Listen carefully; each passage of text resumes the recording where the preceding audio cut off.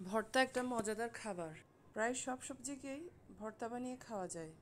সবজিগুলোকে একটু ঘুরিয়ে ফিরিয়ে ভর্তা বানিয়ে খাওয়া যায়। দেখবেন স্বাদ পাওয়া যাচ্ছে একটু ভিন্ন রকমের। আসসালামু আলাইকুম প্রিয় ভাই বোনেরা। তো আজকে আমি দুপুরে ভর্তা বানিয়েছি, শিমের ভর্তা। সাথে ছিল মূলা। মূলা দিয়ে আমি ভর্তা বানাইনি, মূলা দিয়ে ভর্তা বানিয়ে খাওয়া যায়। তো আজকে আমি মূলাটা ভাজি করেছি চিংড়ি মাছ দিয়ে। তো গরম ভাতের সাথে শিমের ভর্তা আর সাথে মূলার ভাজিটা খুবই ভালো লাগবে।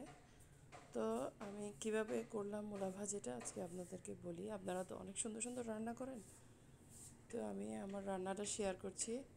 তো প্রথমে আমি মূলাটা গ্রেট করে নিয়েছি। তারপর গ্রেট করার পরে এগুলো একটু লবণ দিয়ে মাখিয়ে রেখেছিলাম কিছুক্ষণ।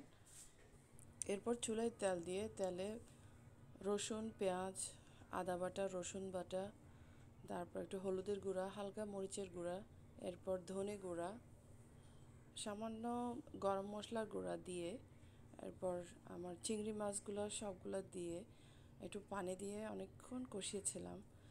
কষানোর পরে আমি এদিকে আমার লবণ দিয়ে মাখানো মূলাগুলো যেগুলো গ্রেট করে রেখেছিলাম ওগুলো হাতের মুঠোয় নিয়ে চেপে চেপে আমি পানিগুলো ফেলে দিয়েছি। ফেলে দেওয়ার পর আর একটু ধুয়ে নিয়েছি। ধুয়ে নেওয়ার পরে এখন কড়াইতে ঢেলে দিয়ে নেড়ে চেড়ে এরপর হালকা একটু লবণ দিয়ে, লবণ যেহেতু আগে আমি মাখিয়ে রেখেছি তো লবণ একটু কম দিয়েছি, চেক করে দিয়েছি।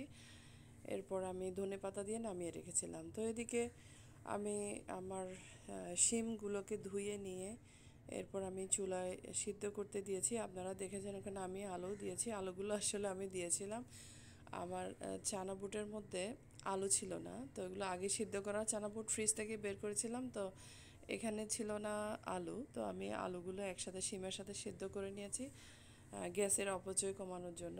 এরপর আমি সিদ্ধ করা শিমগুলা যখন সিদ্ধ হয়ে গেছে এগুলো ছেঁকে নিয়ে এরপর পেঁয়াজ, কাঁচামরিচ, ধনেপাতা, শুকনো মরিচ তেলে রেখেছিলাম আগে থেকে, ওগুলো দিয়ে আর একটু সরিষার তেল দিয়েছিলাম। সরিষার তেল দিয়ে মেখে সুন্দর করে লবণ দিয়ে তারপর আমার ভর্তাটা হয়ে গেছে।